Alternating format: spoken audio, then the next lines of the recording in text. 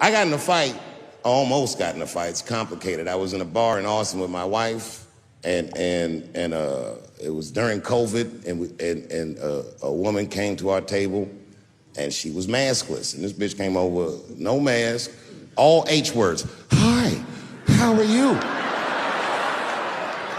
Droplets was coming out of this bitch's face. We all covered our drinks. Bitch, what are you doing?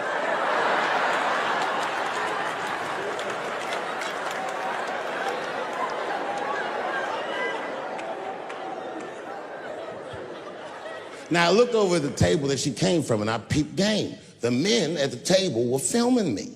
This happens when you're famous. People will come over and try to rattle your cage and get you to say something stupid or dumb so that their buddies can film it and they get a video of you embarrassing yourself. And clearly, I said, this is what's happening. And these dumb motherfuckers thought that it was my first rodeo.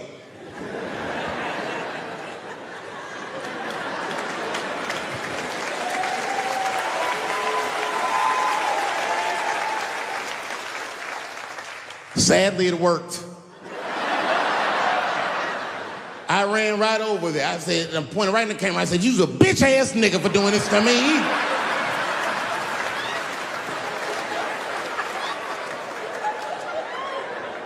And the dude was shocked that I said it. He said, oh. And when he did like this, I seen all his fingernails was painted, and I realized, like, uh-oh.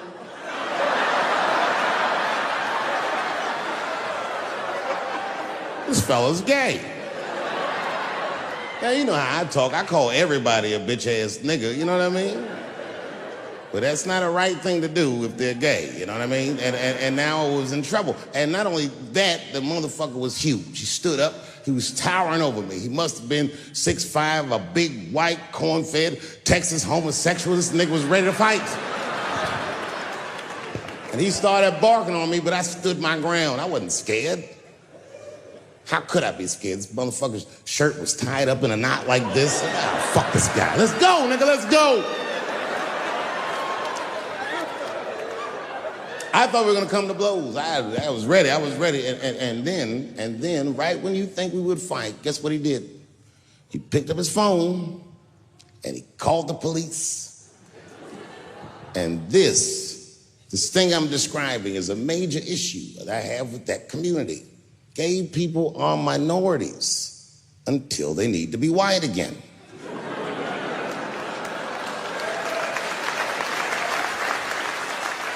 I'm being very brutally honest so we can solve this problem. I'm telling you right now, a black gay person would have never done that to me. Because a black gay person knows when the police shows up, they're not gonna care who called them. They don't show up like, which one of you niggers is Clifford? We're all Clifford.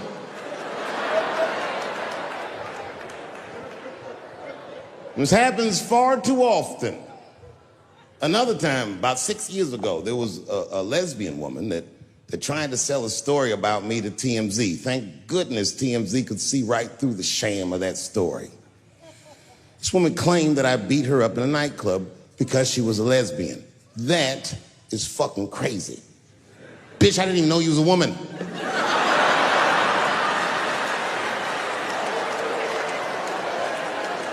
Thank God TMZ didn't believe that. Because I did beat the shit out of her, I'm not gonna lie. It was her fault, I had no choice. I came in the club minding my own business, and a woman came up to me, she goes, oh my God, Dave Chappelle. And I was just being reciprocally nice. Hey, miss, how are you, blah, blah, blah. Benign talk, nothing to it. And all of a sudden, this lesbian fellow stepped between us.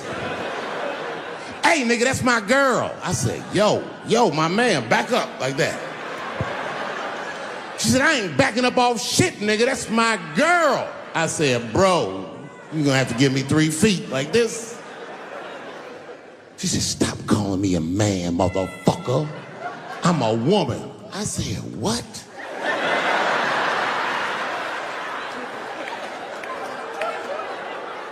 And then I looked deep in this nigga's cheekbones. I said, oh my God, you are a woman. It was just too much for me to even wrap my mind around. But I tell you what, I unballed my fist immediately, and I softened my posture so that she would know she's in no danger. I even changed the tone of my voice. I said softly, sweetly, like a pimp might say. Bitch, I'm about to slap the shit out of you.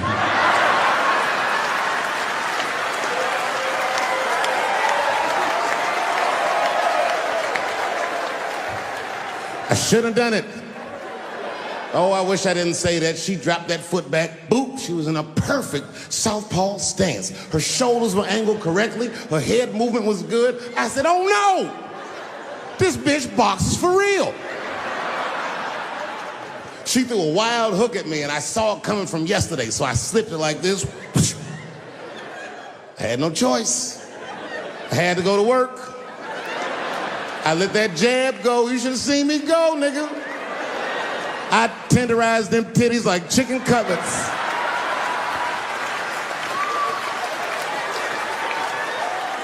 I whooped the toxic masculinity out of that bitch.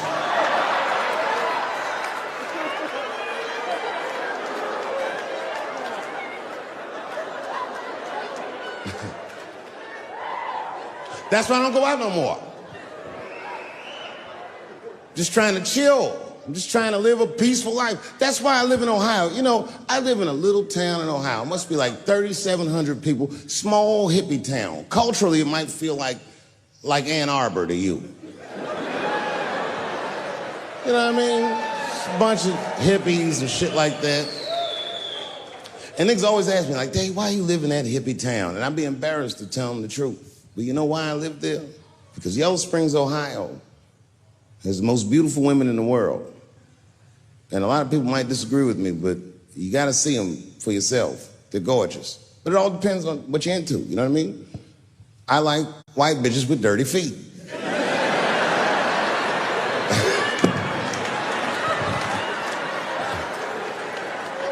If I had a strip club in Yellow Springs, I would call that shit strippies. All naked hippies all the time. And I'd only hire girls with long titties and long vagina hair that looks like they slept on it. And I would keep a pile of dirt right next to the stage. I come back, bitch, get your feet in that dirt and get up there and give those people what they came to see. Chalk up, bitch.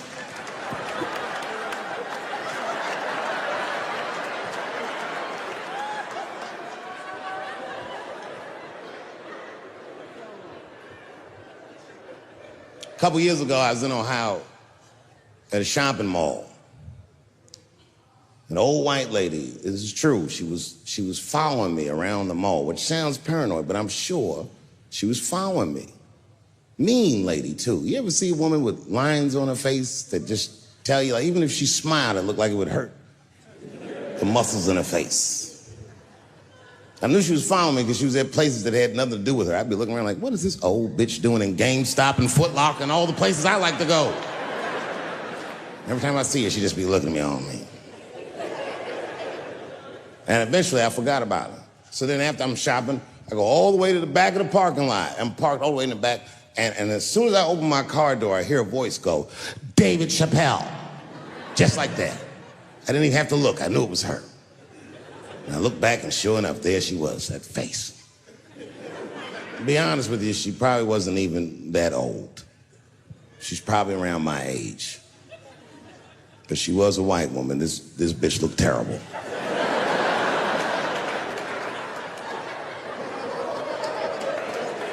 Going all the way. I kept my cool. I was nice. I said, hello, miss. And she didn't say anything back. All she said was, I watch your comedy. I said, uh-oh. And then she says, this is true. She goes, it sounds to me like you hate women. I said, well, you know what, miss? It's art. And you're free to interpret this art however you'd like. But I can tell you, as the maker of this art, that I don't believe that I feel that way. And she said, well, I think. And I said, shut up, bitch. Shut the fuck up. Before I kill you and put you in the trunk. Ain't nobody around here.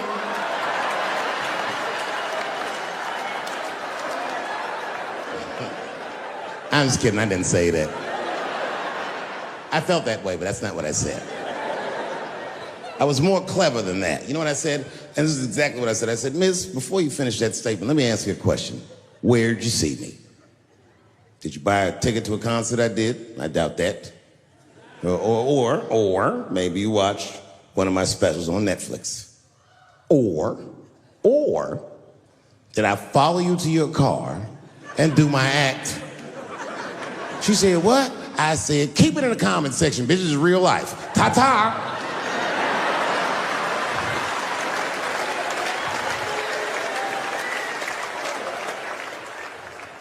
And then I drove off. Grow up, that doesn't make me gay. I just titty fucked her. These titties are as real as any titties in LA. It's 2 o'clock in the morning, I was just borrowing a little friction from a stranger. Whoops!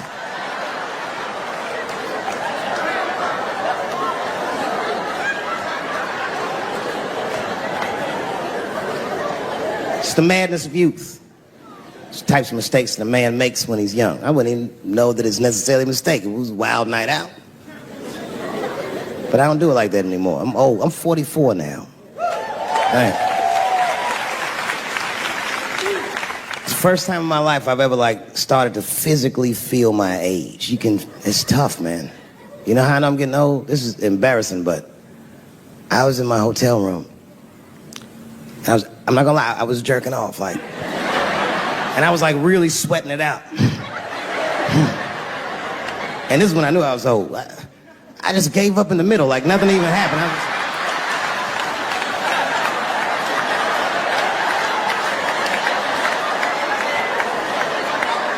I don't like looking at my dick anymore. My dick looks distinguished. It's old, an old looking dick. It's got salt and pepper hair all around it. My dick looks like Morgan Freeman in the 90s. Without the dots. My dick narrates. Dave pulled me out and started jerking me around and jerking me around. But not with the same vigor as when he was young. He and I both knew nothing was coming out.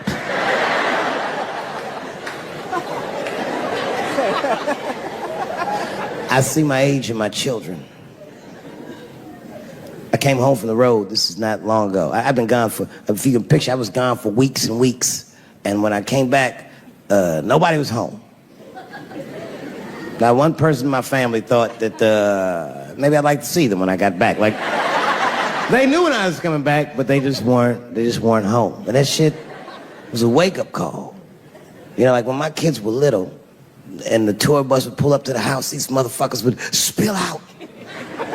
Dad is home, hooray! And they'd hug me and kiss me, and then as the years went on, they'd get less interested. Hey everybody, look, it's Mr. Promises back from the road.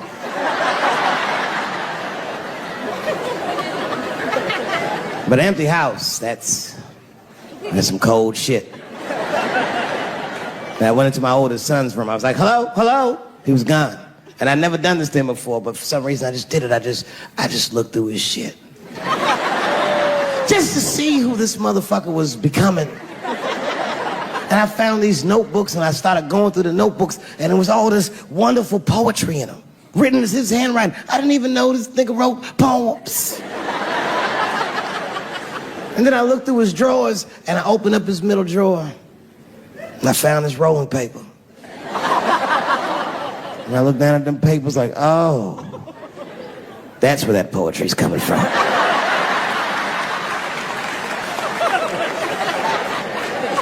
And that shit broke my heart.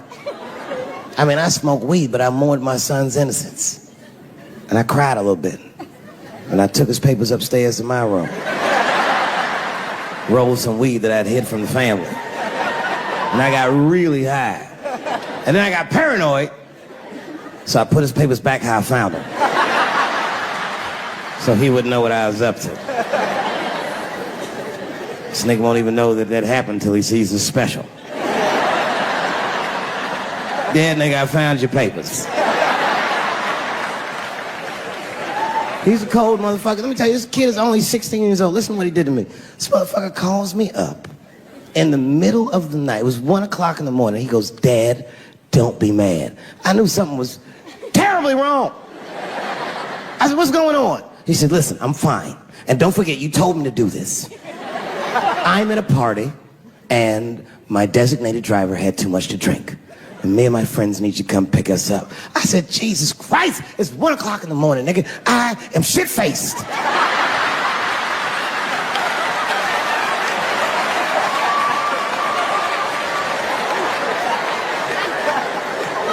But I figured, fuck, it's better me than some kid.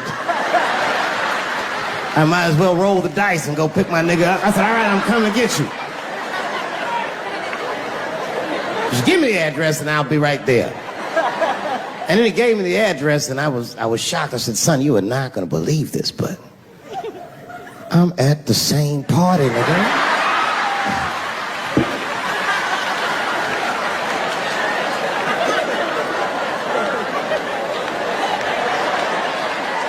They grow fast, don't they?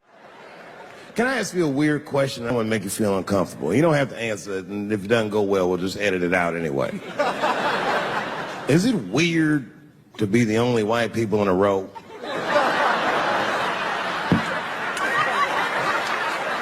Is it weird? I mean, you can be honest. Does it feel strange? Are you worried at all? Give me your money, motherfucker. I'm fucking around. This guy got ice in his veins. He didn't even buckle.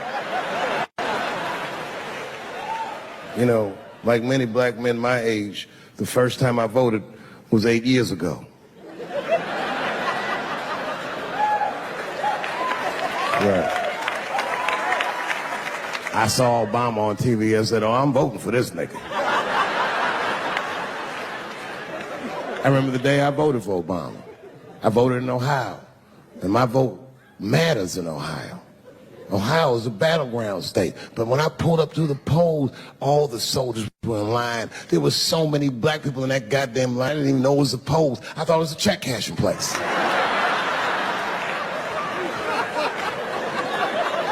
We were hugging each other, and old people were singing hymns and spirituals. They verdict times 10 or some shit. I've never seen black people that happy. 8 years later, I'm pulling up to the polls again. This time I'm driving a brand new Porsche because the Obama years were very good to me.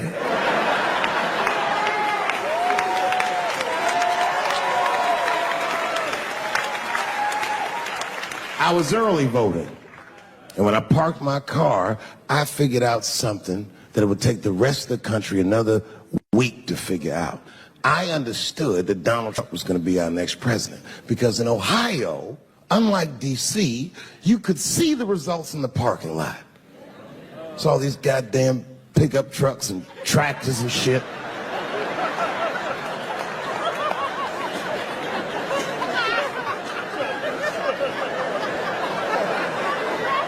And then I walked up and I saw a long, long line of dusty white people.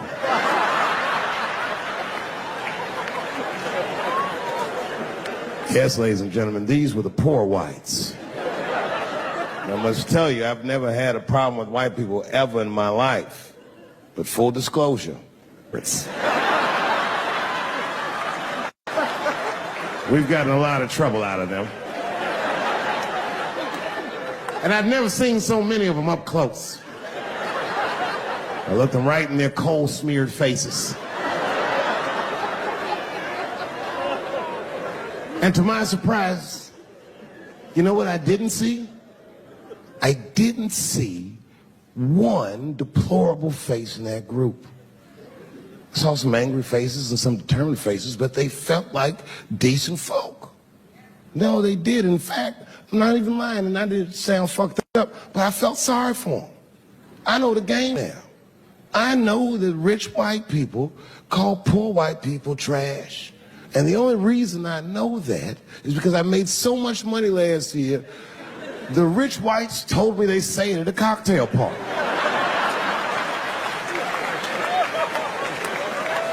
And I'm not with that shit. And I stood with them in line like all of us Americans are required to do in a democracy. Nobody skips the line to vote. And I listened to them. I listened to them say naive, poor white people things. Man, Donald Trump's gonna go to Washington, and he's gonna stand there thinking to my mind, you dumb motherfucker.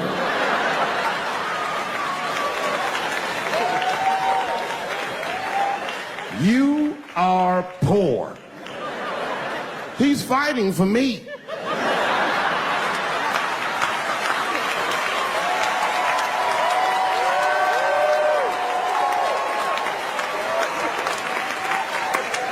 Oh, buddy, I'm in trouble now.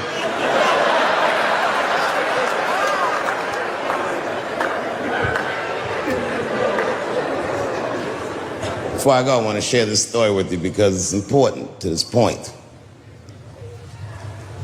I want your community to know that one of the coolest people I ever met was a transgender woman. And this is not a man that I knew that became a woman. This woman was trans when I met her. Lived in San Francisco. Daphne Dorman is her name. I would do 18 shows in the Bay Area, sometimes in Oakland and Dirty Hood nightclub, and she would be there, a white trans woman, laughing loud and hard at everything I said, especially the trans jokes. It's very puzzling because she was obviously trans. And one night after one of the shows, I met her. And what it was, turns out, it was her dream to be a comedian. And I was her hero. It's very moving. I could not dislike somebody that felt that way about me. We became fast friends. And when I made that special Sticks and Stones, right as it was coming out, I happened to be in San Francisco and I wanted to do a show, but I needed an opening act. And I remembered that trans woman I had met. So I called her on the phone. And I called her myself. I said, hey, Daphne, this is Dave Chappelle. She couldn't believe it. And I go, I'm in San Francisco. And then she started saying a bunch of wild stuff. I was like, relax now. I don't want any pussy. I was, I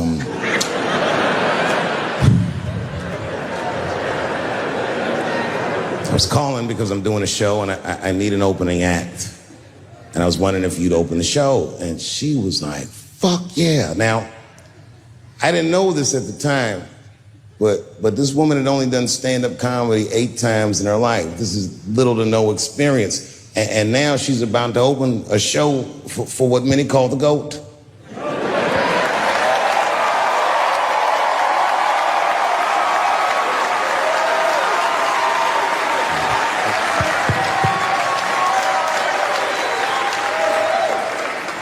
She's an amateur in stature, but in practice, she was very professional. She showed up early, which is something I appreciate because I like people to be on time. She was dressed to the motherfucking nines. I mean, I'm transphobic, and even I was like, you look nice.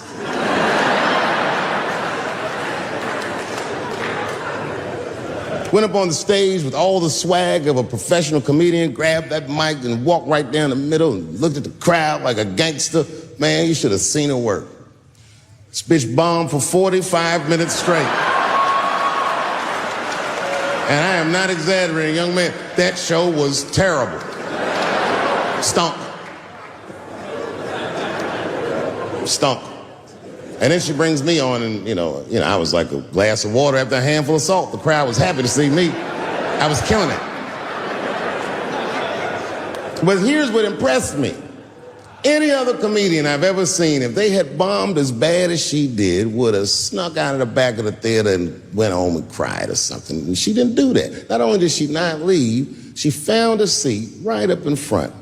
You know, when a new comedian watches an experienced comedian in comedy, we call this taking class. And this bitch took my whole class. She sat up there and was laughing as hard as she always laughs, as if nothing bad had even happened to her. And I saw her show. Something bad happened to her.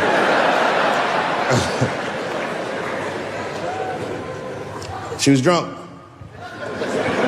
So she starts talking to me while I'm on stage. But the way a person would talk to a television when they were alone. She's talking to me like that. That didn't bother me because I knew her. But the crowd didn't like that shit at all because she sucked. And a guy in the back of the room stood up. And Daphne's hair was dyed blonde at the time, and the guy screamed out, and his energy felt wild as fuck. He said, hey, Daphne! And everybody kind of clamped, like got tense. We didn't know if it was a heckler or an active shooter. And he said, does the carpet match the drapes? Yeah, it was fucked up. The whole crowd kind of groaned because it was so, like, mean. Everybody groaned, except for Daphne. She kind of laughed, which was weird. And then she didn't even look all the way back. She said, "Sir, I don't have carpets. I have hardwood floors." Just like that. Just like that. And boy, when she said that shit, it blew the roof off the place. Cut through all the tension. With that one joke, she made up for 45 minutes of a stinker of a show. And after that, she could do no wrong. And I kept on rocking. She kept on talking to me. And then the show became something cooler than a show. It became like a conversation between a black man and a white trans woman, and we started getting to the bomber shit. All them questions that you think about that you'd be afraid to ask, I was just asking them, and she was answering them, and her answers were funny as shit. The crowd was falling out of their chairs. And at the end of the show, I go, "Oh, Daphne," I said, "Well, that was fun." I go, "I love you to death, but I have no fucking idea what you're talking about." The whole crowd laughed, except for Daphne. Now she looks at me like I'm not her friend anymore. Like I'm something bigger than me, like I'm the whole world and a guy. And she said, "I don't need you to understand me." I said, "What?" She said, "I just need you to believe," just like this, she goes, "that I'm having a human experience." And when she said it, the whole crowd kind of gasped. And I gave her the Fight Club look. I said, "I believe you, bitch." Because she didn't say anything about pronouns. She didn't say anything about me being in trouble. She said, "Just believe I'm a person and I'm going through it." And oh, I believe you because it takes one to know one.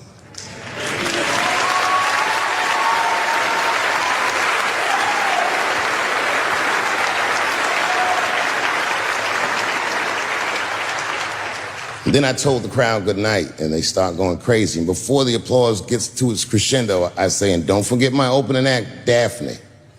And the crowd stood up. And I looked at her, and tears came out of her eyes. She couldn't believe it was happening. I couldn't believe it was happening because her show stunk. And it was a great night. I remember the late, great Paul Mooney was there. A bunch of fly-ass comedy niggas was there. And we all went backstage and was just drinking and talking shit and laughing, and Daphne stole the room. She had everyone cracking up, spinning the yarn, telling us all these crazy stories about shit she be into. We all laughing real hard, and as she's telling us and everyone's laughing, I'm looking around, I'm like, "Oh my God, she is funny." I pulled her aside and I said, "You're hilarious. I didn't know that when you were on stage." I said, "You're doing some things wrong, but I can help you." I said, "Anytime I'm in San Francisco, why don't you open the show for me, and I'll just try to give you some pointers, see if you can't work this thing out." And she said, "Are you serious?" I was like, "Yeah." And she grabbed me real tight, hugged me, squeezed me, and I pushed her off violently because I'm transphobic. I said, "Boundaries, bitch."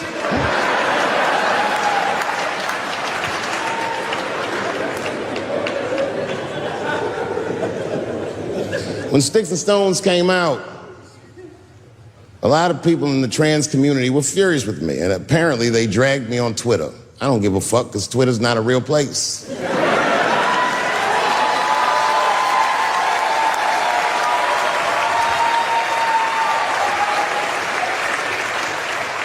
And the hardest thing for a person to do is go against their tribe if they disagree with their tribe. But Daphne did that for me. She wrote a tweet that was very beautiful, and what she said was, it was almost exactly what she said. She said, "Punching down on someone requires you to think less of them. And I know him, and he doesn't. He doesn't punch up, he doesn't punch down, he punches lines, and he's a master at his craft." That's what she said.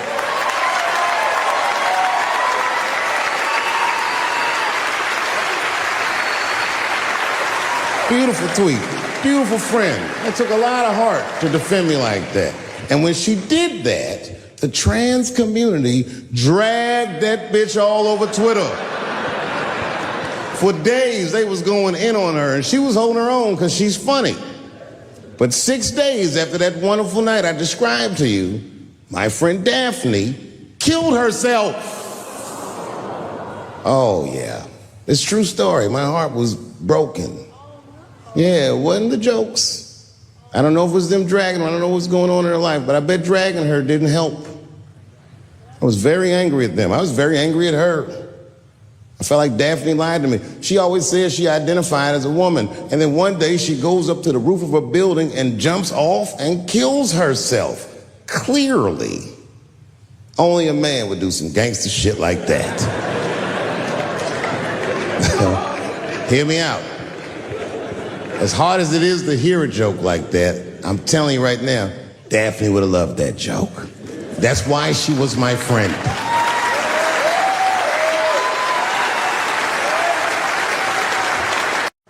I Googled the dictionary definition of a feminist just to make sure I was talking about the right thing. And do you know, sir, what the dictionary definition of a feminist is? I didn't either. Listen to this.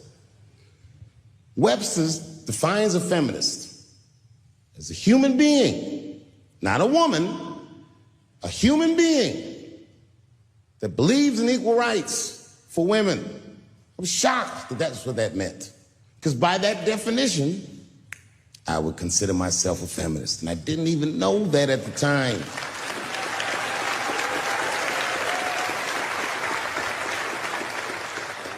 All these years, I thought it meant frumpy dyke.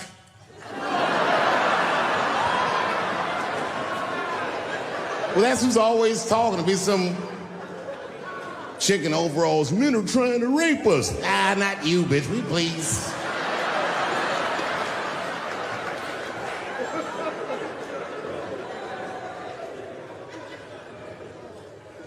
I know. Look, listen. I support the feminist movement. I do, in my own ways. When you guys did the Women's March, I tried to go and support you. And none of my friends would go with me. I asked all the fellas, none of them wanted to go. I tried everything. Come on, y'all, it's gonna be bitches there. They was like, nope. So what I did is I called my friend Ange. Ange is a black woman who's a comedy writer, and she's dope. Matter of fact, she's the only woman that I know personally that pays her ex-husband alimony. And she sounds just like a man when she does it. Fuck that broke motherfucker and all that. She says all that shit. So I hit Ange up, and I hit her on the text. And all I did, I texted her, I said, Ange, are you going to the Women's March? And she texted me back, and this is real text. She said, I hope those white bitches get tear gassed.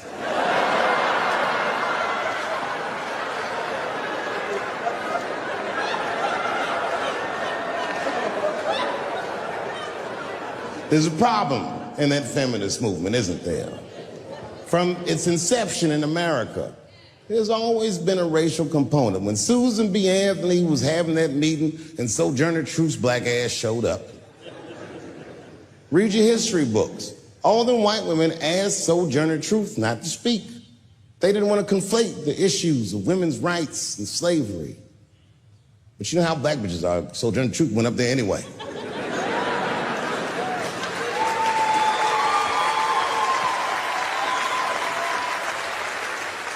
She did a famous speech. She said, ain't I a woman? Ain't I a woman? That's right. And listen. I supported the Me Too movement, but the whole time, I thought that the way they handled that was stupid.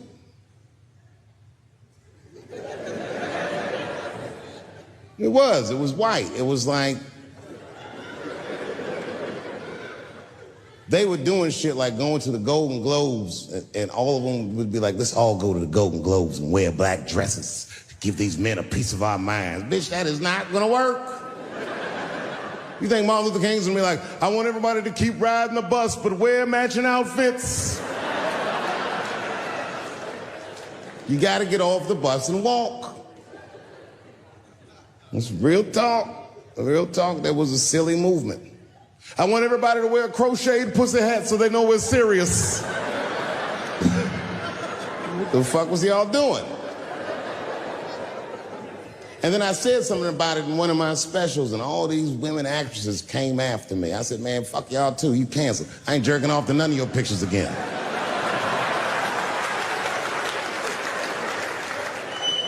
They were like, who is he to tell us anything? I'll tell you exactly who I am. I'm the one that got off the bus and left $50 million on the bus and walked.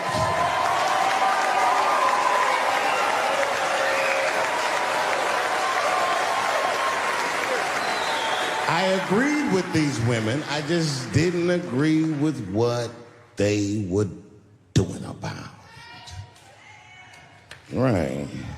Right. No, it was annoying as fuck. Because if these women were serious, you know what they would have done? They all would have fired their agents. And they would have went to the mailroom of one of these big agencies and found a woman that was busting her hump in there and said, if you want to talk to us, then you have to talk to her. And if they did that, then she would be big and they would be big and nobody would get fed to Harvey Weinstein. But did they do that? No. Was that their idea? No. Surprisingly, it was mine. What I think the feminist movement needs to be very successful is a male leader.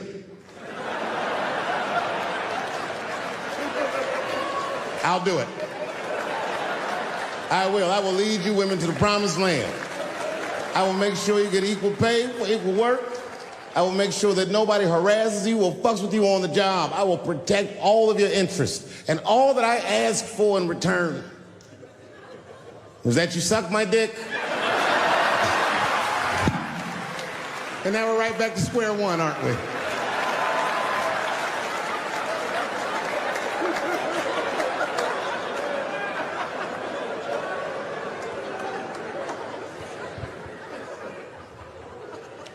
And now we get to the core of the crisis. What is a woman? What is that in this day and time? Is there even such thing as a woman or a man or anything? Seems to be a question nowadays.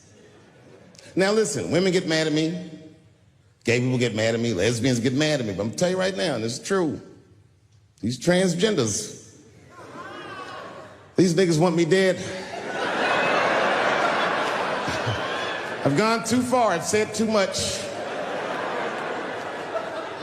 And I gotta tell you, I'm very worried about it. I'm not even joking. Every time I come out on stage, I be scared. I be looking around the crowd, searching for knuckles and Adam's apples to see where the threats might be coming from.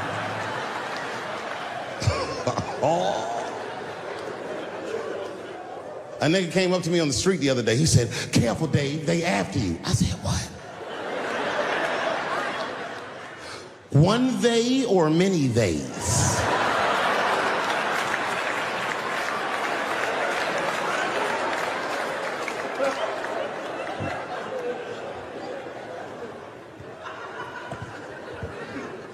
Before I even say anything about that community, you must know, and I hope you all feel the same way, I am not indifferent to the suffering of someone else.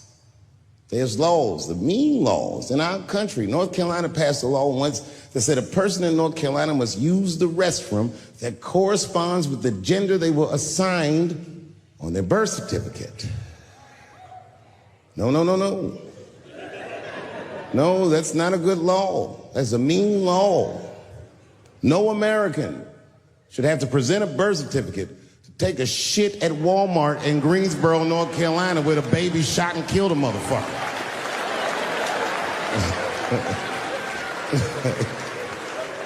You have to ask yourself, if you're thinking about it, who are these laws designed to protect?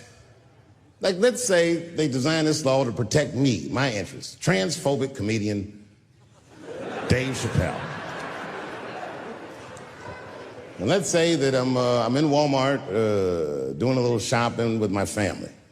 Now, I should tell you, if that ever happens in real life, you should know that my dreams didn't work out. But let's say something goes horribly wrong, and there I am in Walmart with the poor whites rummaging around for mediocre goods and services.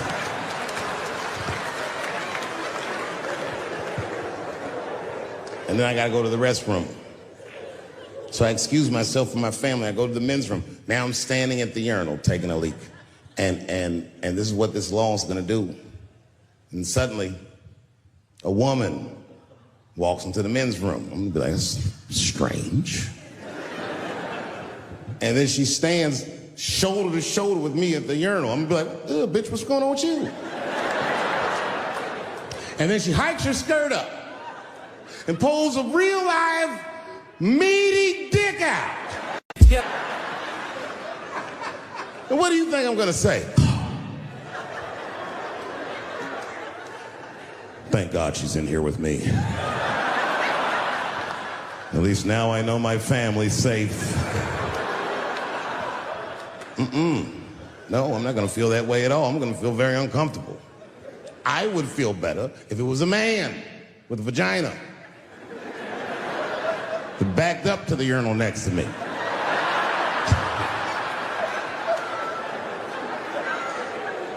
I wouldn't even think about that. I'd just be like, that's funny. This guy is peeing out of his butt for some reason. Oh my God, he must be a veteran. Thank you for your service.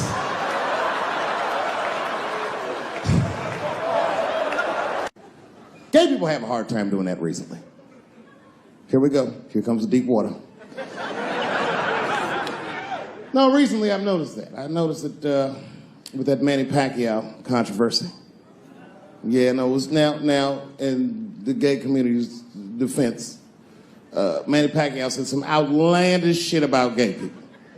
Very, very not nice things that I won't repeat, but there was biblical verses and some analogies to animals. Wasn't a good look. Nike took his shoes immediately, which I thought was a little harsh. A little harsh. You know what I mean? Because he's, just because he's Asian. You know what I mean? Fuck you gonna take shoes off Asian dude to appease a gay dude? You know what I mean?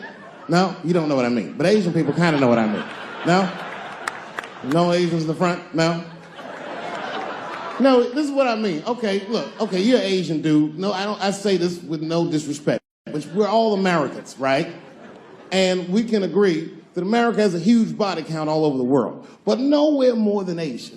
Literally, if you look at history, recently, we have bombed the masculinity out of an entire continent. We dropped 2 atomic bombs on fucking Japan, and they've been drawing Hello Kitty and shit ever since. There's a lot of lady boys in the wake of our bombs. And I know these things because my wife is Asian. She's Filipino. All right, well, okay, so that explains it. Now you know why you see me at all those Filipino events. I'm not there picking up pussy, I'm dropping some off.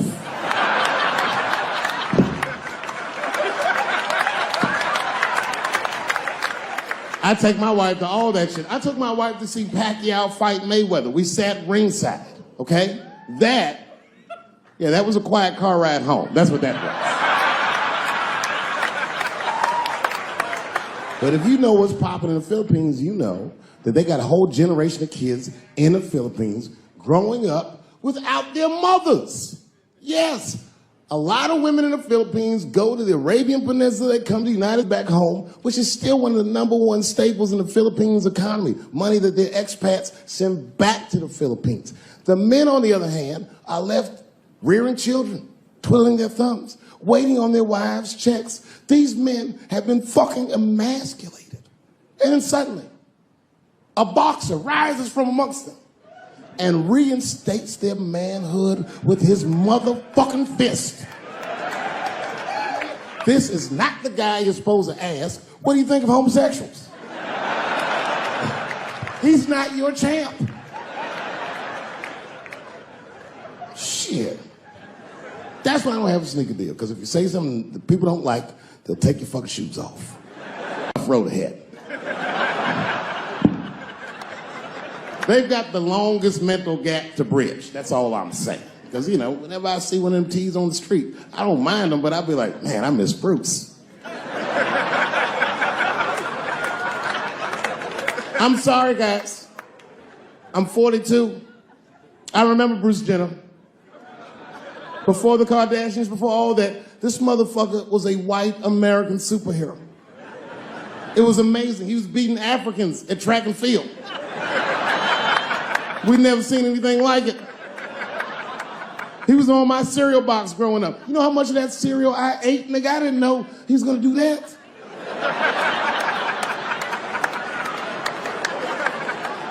I knew before you guys knew.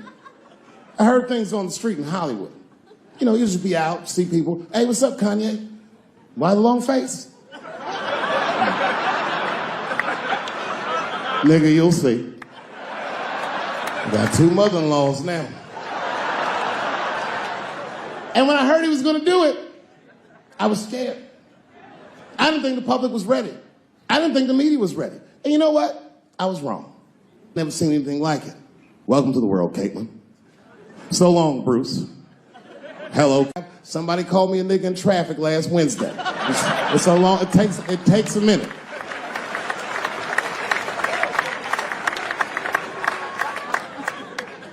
My wife's friend, Stuart, told me that. My wife has a lot of gay friends. Stuart's their leader. She has a lot of gay friends. And I don't like them.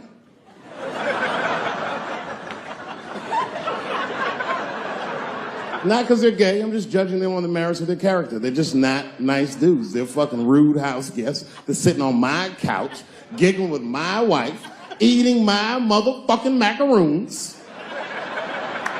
And I come in, they act like the party's over. Hey, Stuart, what's going on? This guy talks to me the way a cat would speak if a cat could talk. Hi, David.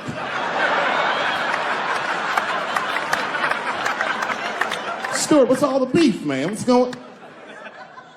He always wants to have some kind of gay political argument. The last one was about a petition in federal court to take the words husband and wife out of the law. I said, well, why would you want those words out the law? He said, because it discriminates against same-sex couples. I was like, niggas, please save me the semantics. Just trust me, take your chips and get the fuck out of the casino. You're about to side, talk that over amongst yourselves, and whichever one of you is gayer, that's the wife.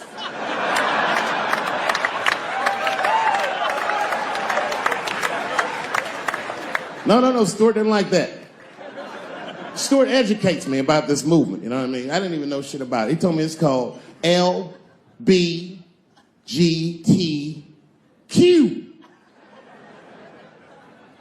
I was like, what the fuck is the Q?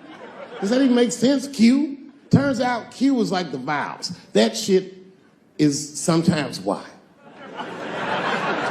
It's for gay dudes that don't really know they're gay. You know what I mean? Like prison fags who are like, well, I'm not gay, nigga. I'm just sucking these dicks to pass the time. I'm not G, I'm Q. Ugh.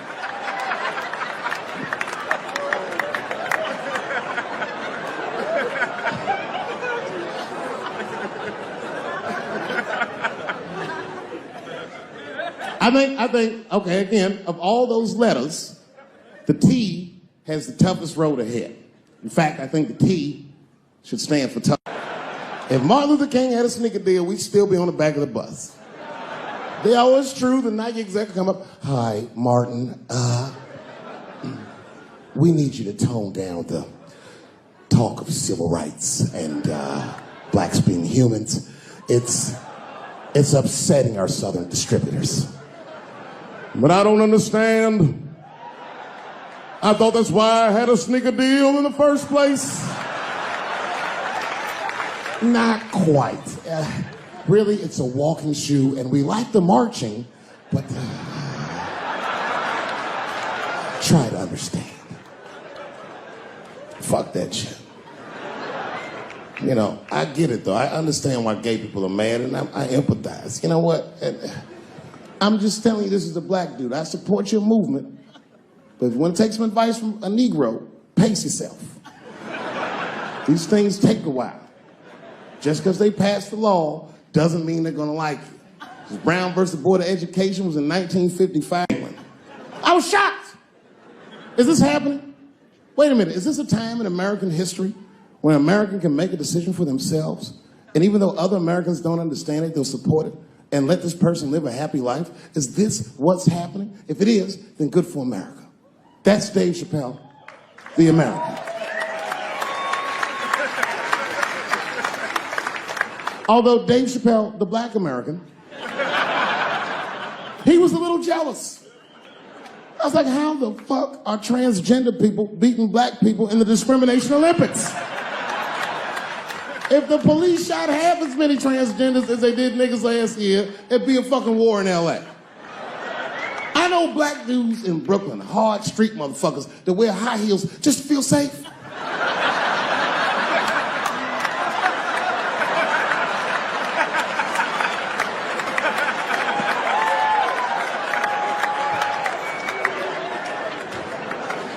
Transgenders are gangsters. I used to do business with a transgender in Hollywood. Man, everybody would be scared of her in the boardroom. She walk in there, newly minted woman, high heels, purse. Shit.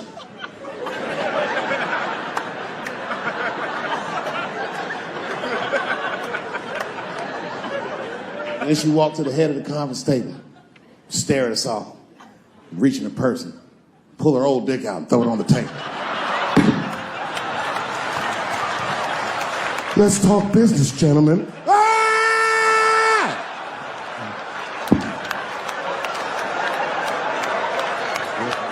Shit is scary as fuck. If your best friend pitched that to you, you'd be horrified. Yo, nigga, let's go to the hospital and cut our dicks off and make pussies out of them shits. What? Can't we just get matching jackets or tattoos or something? Sure, that's what you want to do? There's only one way to find out, nigga. Wu-Tang, bow, bow. Let's go to the club and trick niggas into fucking us, yeah.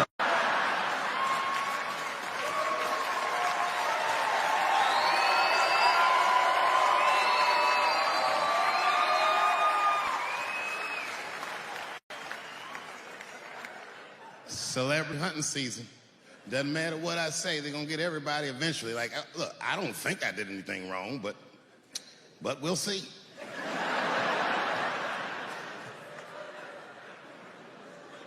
They even got poor Kevin Hart. Can you imagine such a thing? Kevin Hart, let me tell you something. It was Kevin Hart's dream to host the Oscars. That's what he told me. And I remember when he told me, because I was thinking to myself, well, that's an awfully strange dream for an African American. Kind of nigga dreams of hosting the Oscars. Kevin did, that's who. And he did it. Against all the odds, Kevin became the most famous comedian this world has ever seen, and he got the job that only one black man before him had. He was gonna host the 80th Oscars. And I don't know what you know about Kevin, but I know Kevin Hart is damn near perfect. As close to perfect as anybody I've ever seen. In fact, 4 tweets shy of being perfect. Ten years ago, Kevin had made some very homophobic comments. And I'm not gonna repeat what he said, because this is Atlanta.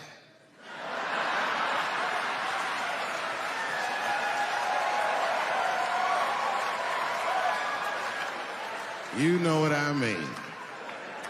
I'm sure there's a lot of gay men here tonight with their wives.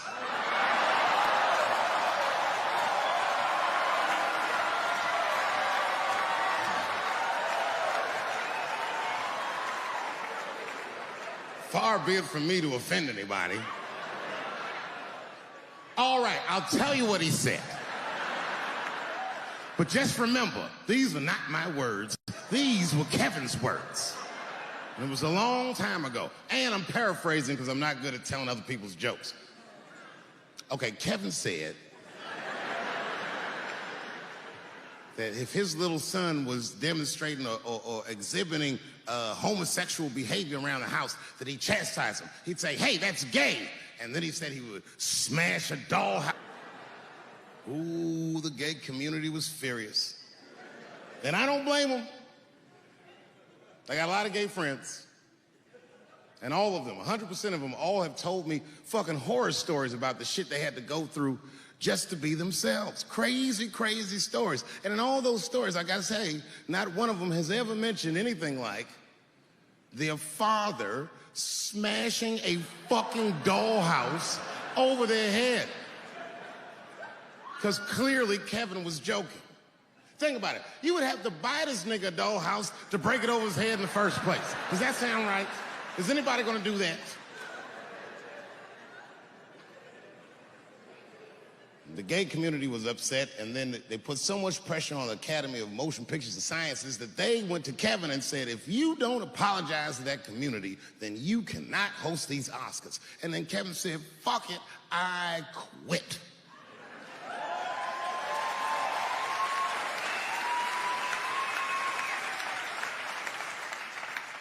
And then he went on every talk show in America and apologized for 6 weeks.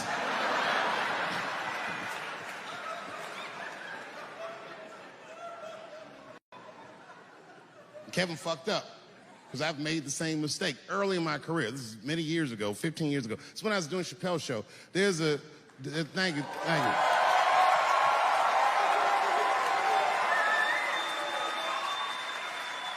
On network television, they have a department that's called Standards and Practices. This is the department that tells you what you can and cannot say on television. And if you're doing your job well, you should never hear from them.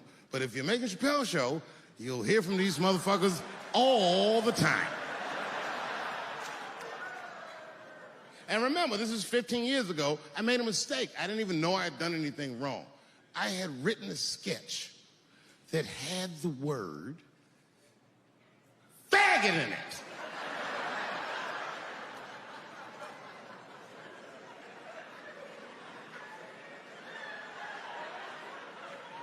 So I had to go to Standards and Practices. They called me up. I don't know why they're calling me, but I like the lady that runs the department. She's usually really fair, and was one of my favorite people I've ever worked with. So she sits me down. We have a nice conversation. She tells me, oh, the sketches are great. I go, oh, fantastic. Well, then why am I here?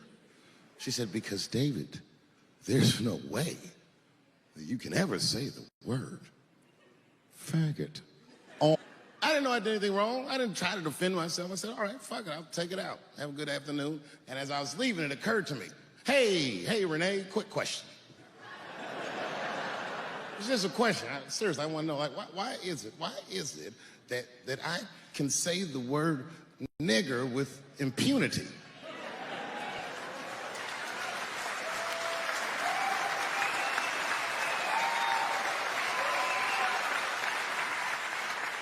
But I can't say the word faggot. And she said, because, David, you are not gay. I said, well, Renee, I'm not a nigger either.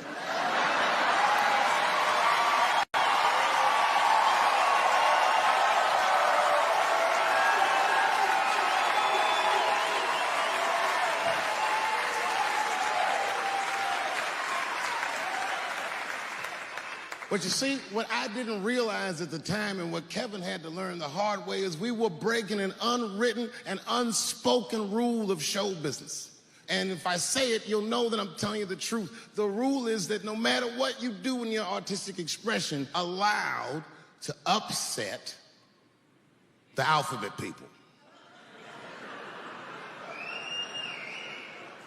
You know who I mean. Those people that took 20% of the alphabet for themselves. I'd say the letters, but I don't want to conjure their anger. It's too late now. I'm talking about them L's and them B's and them G's and the T's. People be surprised. I have friends, all kinds of letters. Everybody loves me, and I love everybody. I got friends who are L's, I got friends who are B's, and I got friends who are G's. But the T's hate my fucking guts.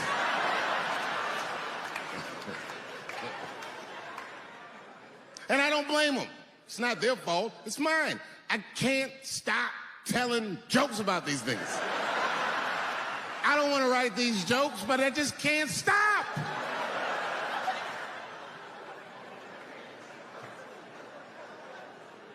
You know, you hear all those letters together all the time, LBGT, LBGT, and you think it's just one big movement. It's not. All those letters are their own together. And my guess is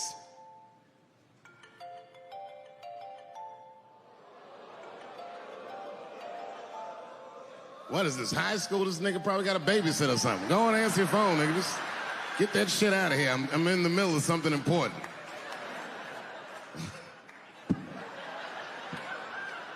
Wouldn't it be funny if we made fun of him? He's like, and he went outside like, hello? Mama's dead. Oh, no! Mama's dead.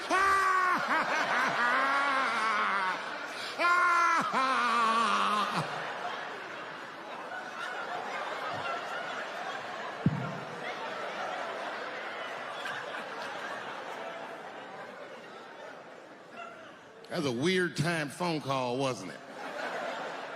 It's like his phone is gay.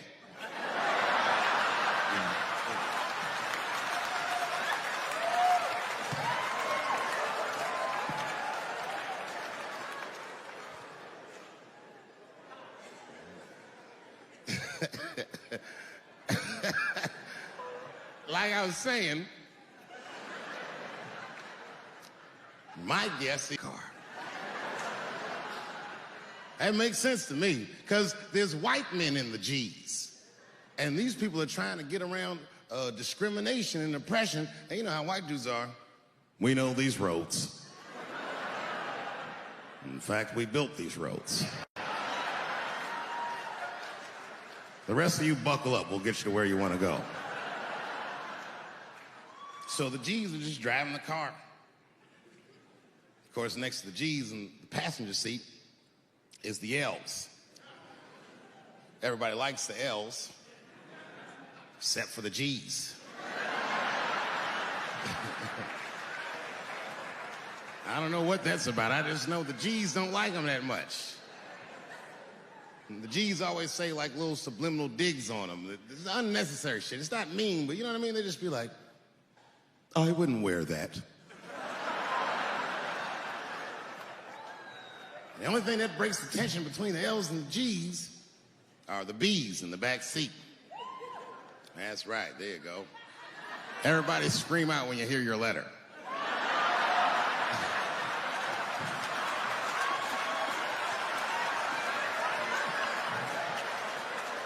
If it's one thing that the L's and the G's agree on, is that the B's are fucking gross. They seem greedy to the L's and the G's, you know what I mean? They're just sitting in the back seat like, yeah, man, I'll fuck anybody in this car. What's going on, man?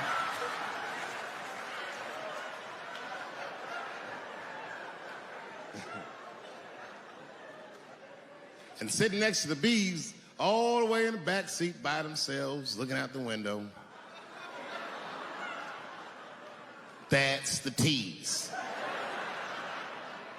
Everybody in the car respects the T's, but everyone also resents the T's. It's not the T's' fault, but everyone in the car just feels like the T's are making the trip take longer.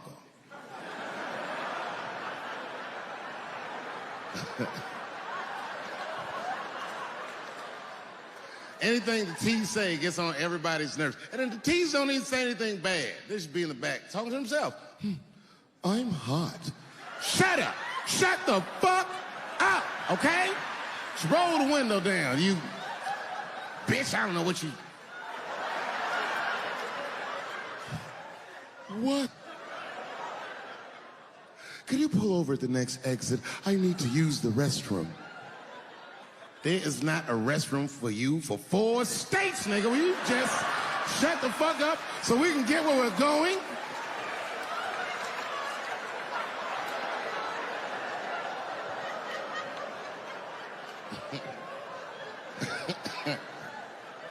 And just when that car can't get any more tense, the Q's are a hitchhiker that they pick up on the road. Some white dude in booty shorts is walking down the freeway.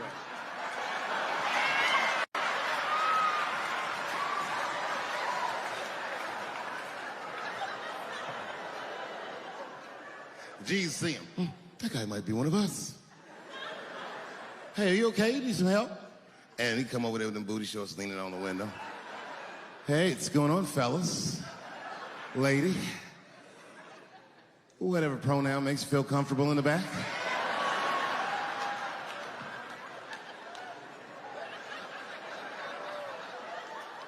Yeah. I'm going. I don't know if I'm gay or I'm straight or whatever. All I know for sure is that get in this car.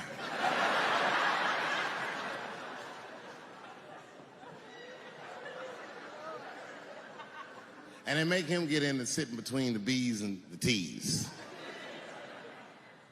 I feel bad for T's, but they're so confusing.